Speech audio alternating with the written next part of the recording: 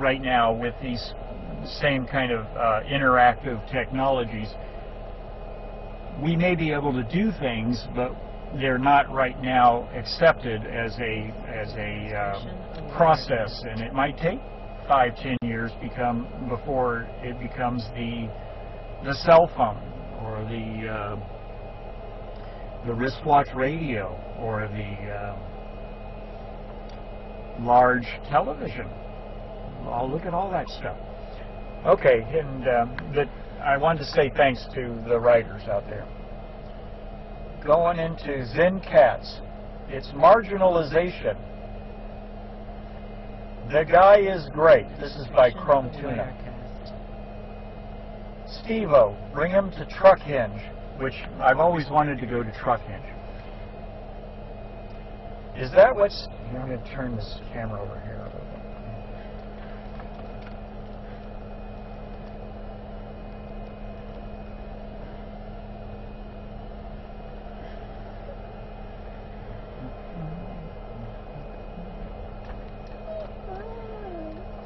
You'll get a look at Steve's cute little dog.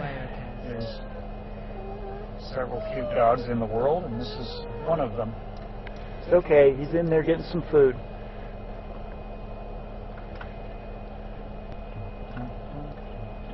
I'm going to get you a photo of the Vietnam Cafe as well in just a moment. Alright, reading the details here.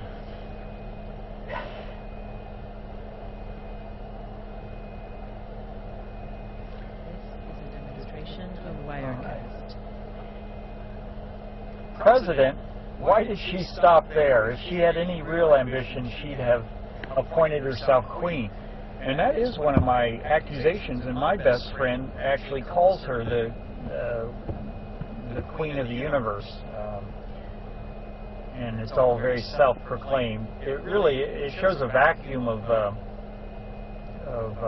willing, reputable, responsible people. When somebody can just proclaim themselves, oh, I'm the leader, you know, that wouldn't work out except in a situation where there is confusion about who has been here first and so on, or a complex situation like a neighborhood.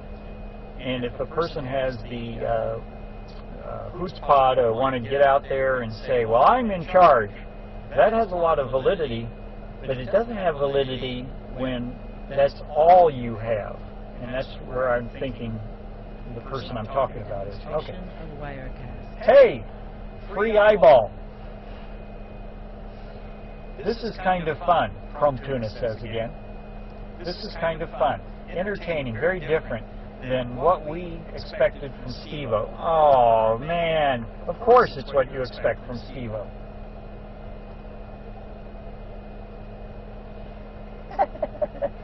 And Mr. Chrome Tuna sums it up by saying it's slinky, which is also a very good description.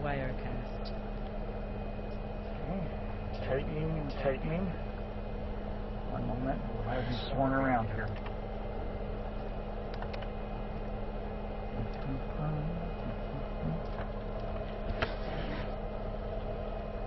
Okay, all right, that is the best view of the dash cam that I've seen yet. But this gives you a little bit of a look of our cabin environment. There's our Catholic church across the street. And there's the delightful doggy.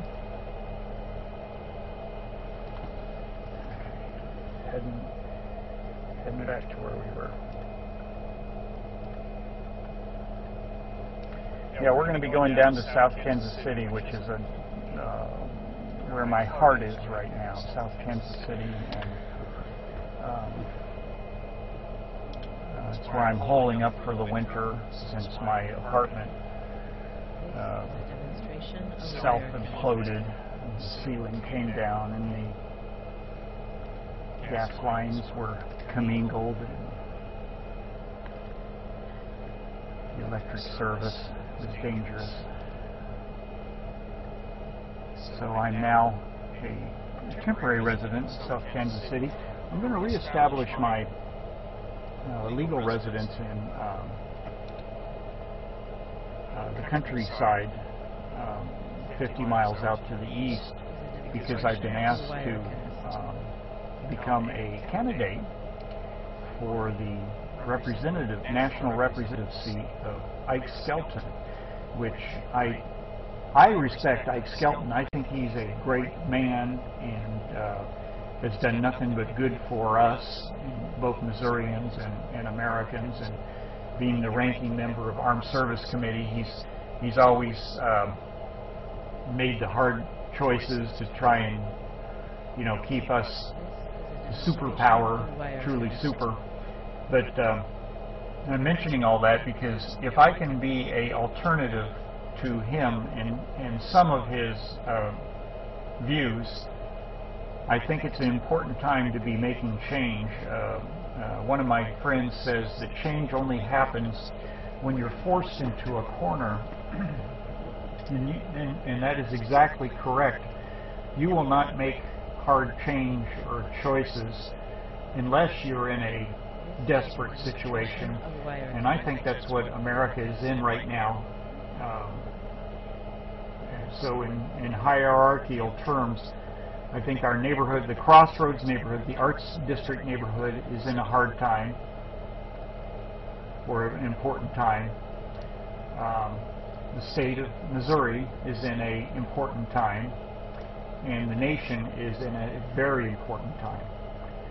And I won't even jump it on up to the world, but I think that's what maybe we all feel in our hearts is true, is that the world is at a hard time. But in particular about the political action, I would like to be the choice between the Republican and the Democratic choices. I think that Democrats have now shown that they are bought off and just as willing to give up what is right as what I used to accuse Republicans of doing. And I'm now seeing that it's also a Democratic trait, and that pains me to say that because I've always voted super liberal, pure Democratic, right on down the ticket. I mean, invariably on down whatever ticket was presented to me, I'd be Democratic. And it was only this last year when I actually went to Washington, D.C. and talked to some of our representatives, Mr. Skelton included, that I realized that that is not the operational procedure. The principle doesn't rule right now in Washington, D.C. And it's aggravated me enough, particularly about the issue of health care. The dysfunctional, stinking, corrupt insurance organized and driven system that we have now is literally killing people. And again, social injustice is my trigger point that gets me mad. So I'm doing something that I wasn't expecting I would do, which is to change my legal address and my voting back to where I was as a young man, back to the countryside, and run for Ike Skelton's seat. And I do hope that I will be supported on all that.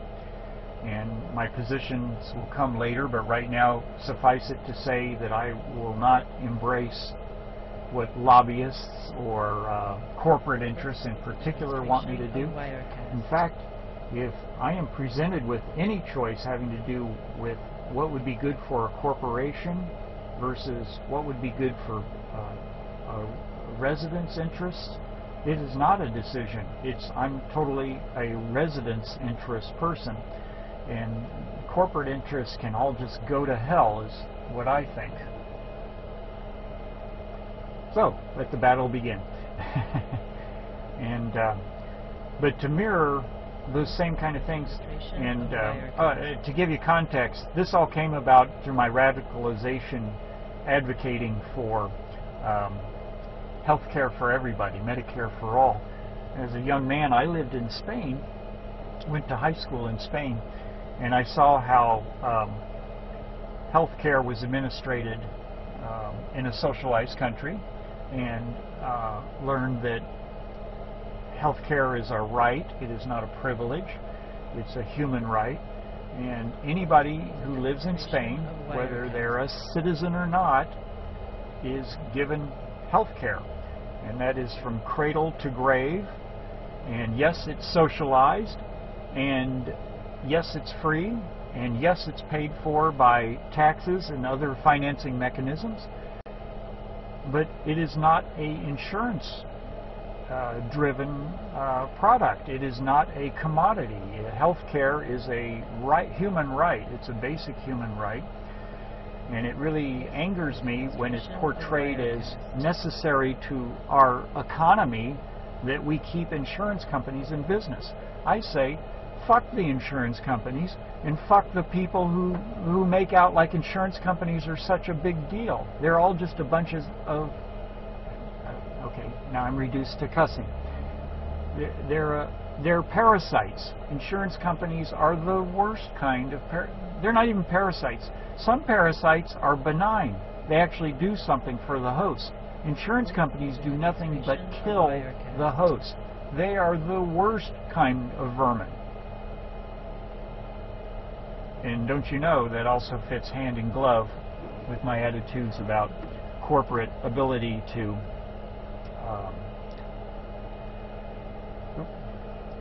I'm getting a battery indicator here. Corporate ability to represent themselves as a worthy of financing. Again, I think financing is wrong for corporations to finance.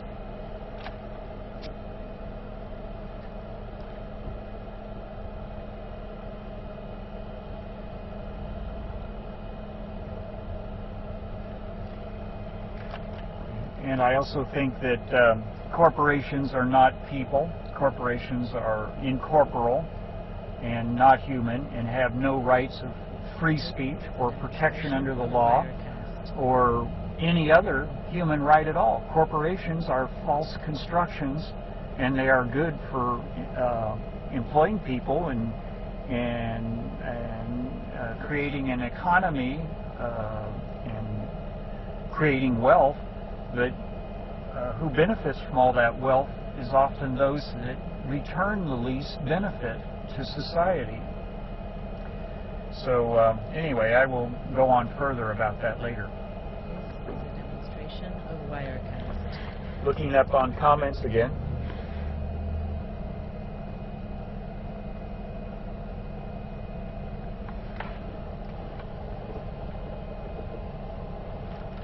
We did have some new comments. Oh, okay. I'm getting an indicator saying the end of the tape is near. I hope that doesn't mean that my personal tape is over with. Comments. This is a demonstration of Wirecast.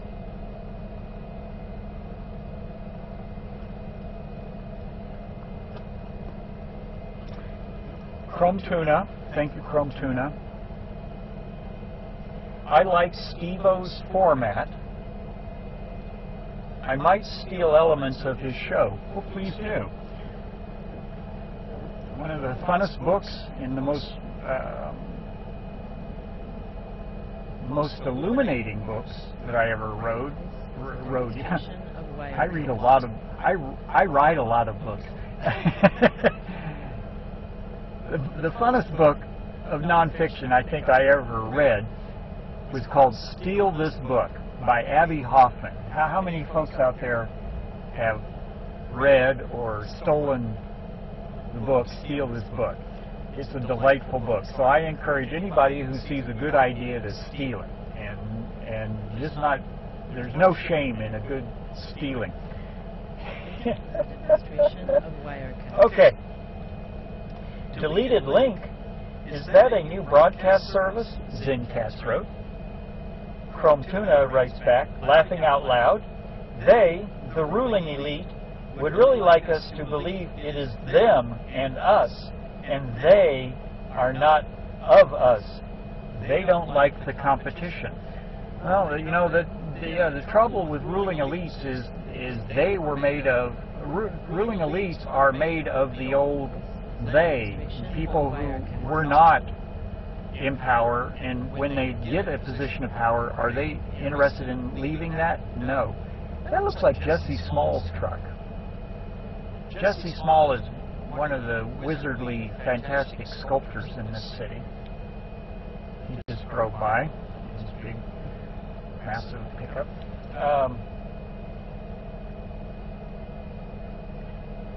Zen Cass reinforces that as a reply. I think it is a trait of anyone who slithers their way into power. Who, not you. Here comes Steve back. Chrome Tuna replies, I got illegally kicked off the ballet to run for mayor of Topeka. Electoral politics can be really rough. Zen Cass.